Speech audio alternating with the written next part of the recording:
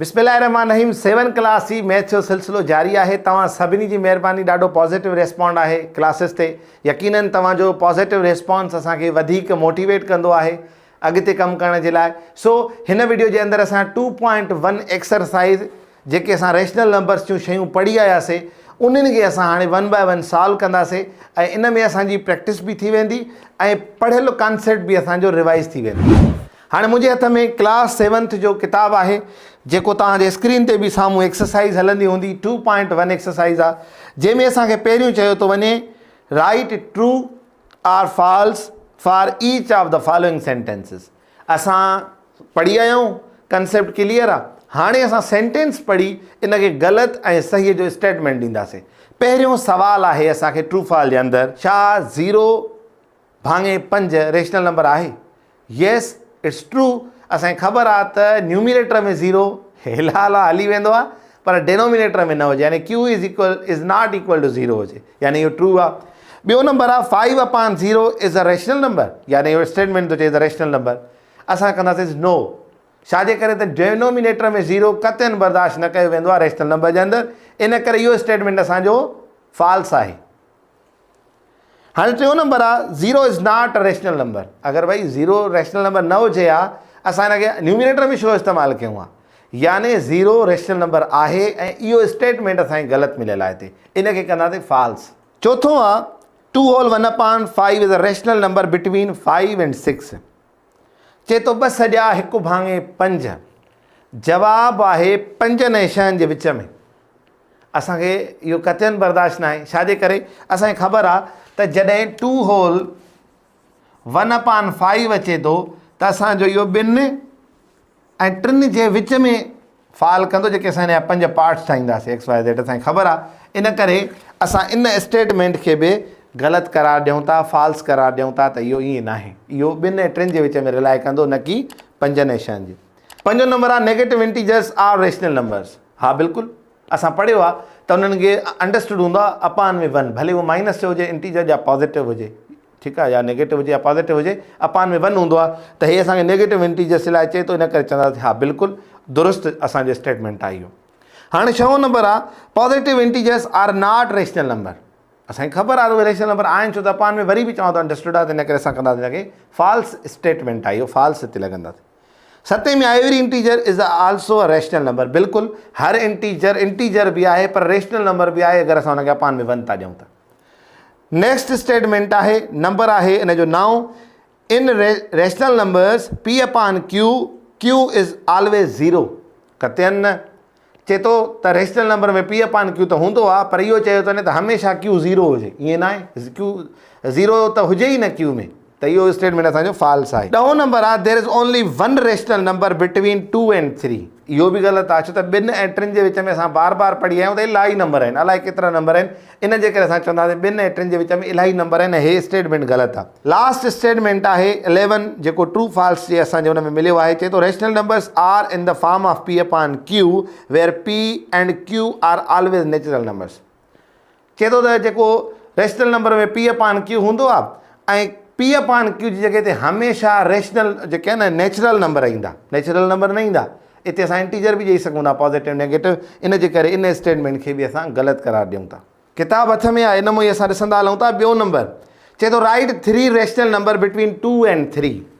2 ऐं 3 जे विच में 3 रेशनल नंबर लिखूं, खोड़ लिखी सघूं था असां। 2 सॼा 1/2, 2 सॼा 1/3, 2 सॼा 1/4। इहे अहिड़ा आहिनि अंग जेके असां हिन ॿिन्ही जे विच में लिखी सघूं था, खोड़ सारा लिखी सघूं था, पर हिन चयो आहे राइट 3 रेशनल नंबर्स, यानी हिन में असांखे 3 जेको आहे सो लिखणा आहिनि, असां चऊं था त इहे हिन जे विच में ईंदा। ओके आहे, इहो हुन जो जवाबु आहे। हाणे नेक्स्ट मिले थो असांखे represent the following rational numbers are number line.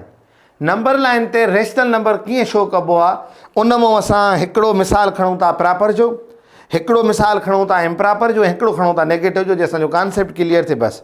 हाणे प्रॉपर जो खणूं था 1/4, हिकिड़ो उन में एग्ज़ाम्पल खयो आहे, वधीक तव्हां पाण बि हल कंदव। हाणे 1/4 आहे, असांखे ख़बर आहे त इहो किथे आहे, प्रॉपर आहे, यानी 0 ऐं 1 जे विच में हूंदो, ठीकु आहे, 0 ऐं 1 जे विच में।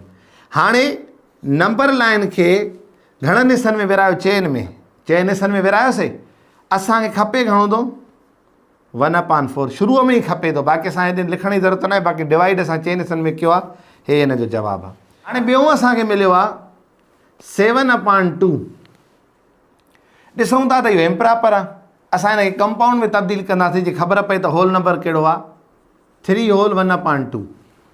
जॾहिं 3 होल 1/2 आयो आहे त मतिलबु छा आहे हिन जो, त असांखे ओरिजिन 1 2 3 इहे क्रॉस करे वञणा आहिनि, छो त असांखे 3 ऐं 4 जे विच में इहो नंबर मिलियो आहे असांखे। हाणे हिनखे ॿिनि हिसनि में विराईंदासीं, यानी हिकु लाइन पाईंदासीं, हिकु हिसो हे हिकु हिसो हे, यानी हाणे असांखे पहिरें हिसे ते 1/2 मिली वियो, यानी 3 होल 1/2 असां हिते ई रिप्रेज़ेंट करे वियासीं। इन जो कंसेप्ट असां डिटेल्ड में ऑलरेडी पढ़ियो आहे। हिन अंदाज़ में असां इम्प्रॉपर खे रिप्रेज़ेंट कंदा आहियूं नंबर लाइन ते। हाणे हिकिड़ो दर्जो आहे माइनस जो। असांखे ख़बर आहे त जेको प्रॉपर आहे उहो 0 ऐं 1 जे विच में हूंदो आहे, ठीकु आहे। हाणे माइनस ते मां छो थो अचां, असांखे निशानी इंडिकेट करे थी त तव्हां माइनस जे तरफ़ वञो, ठीकु आहे।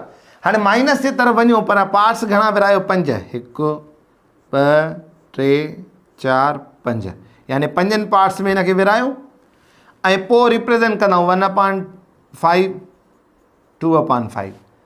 माइनस तव्हां हिनखे ॾेई छॾियो ॿिन्ही खे, छो त माइनस वारे पासे ॾिया, हे असांजी हुनजी रिप्रेज़ेंटेशन आहे, हे असांजो जवाबु 0 ऐं 1 जे विच में, छो त असांजो प्रॉपर फ्रैक्शन हुयो। हाणे तव्हां हिन जूं बक़ाया एक्सरसाइज़ बि आराम सां हल करे हुनजा आंसर्स चेक करे सघो था। तव्हांखे काफ़ी साथरी आसानी मिली वेंदी अगरि तव्हां पुराणा वीडियो मतिलबु गुज़िरियल वीडियो ॾिठो आहे जंहिंमें असां सम्झायो आहे त रिप्रेज़ेंटेशन कीअं थींदी आहे। लास्ट आहे असांखे एक्सरसाइज़ चोथों, for the given number line right true or false. हिकिड़ी नंबर लाइन मिलियल आहे, तव्हां ॾिसो तव्हांखे नज़र ईंदी हूंदी साम्हूं स्क्रीन ते, 1 ऐं 3 जे विच में असांखे XY ऐं 2 होल 2/6 मिलियल आहे। हाणे असां इनखे सम्झण ख़ातिर ईअं सम्झूं त असांखे 2 होल 2/6 मिलियो आहे, यानी इन जे भरिसां जिते असांखे Y मिली आहे हिते छा नंबर हुजणु घुरिजे, 2 होल 1/6, ऐं जिते 1/6 अचे त इन जे भरिसां छा हुजणु घुरिजे, 2, यानी X जो वैल्यू 2 आहे ऐं Y जो वैल्यू आहे 2 होल 1/6। इहो असांखे पंहिंजो सेंस बि ॿुधाए थो त अगरि असां रिप्रेज़ेंट कंदासीं त इन अंदाज़ में उहा रिप्रेज़ेंटेशन थींदी जहिड़े अंदाज़ में असांखे हिन बुक में मिलियल आहे। हाणे अचे थो इहो स्टेटमेंट पढ़ो ऐं ट्रू फॉल खे टिक कयो। चए थो the value of X is 0।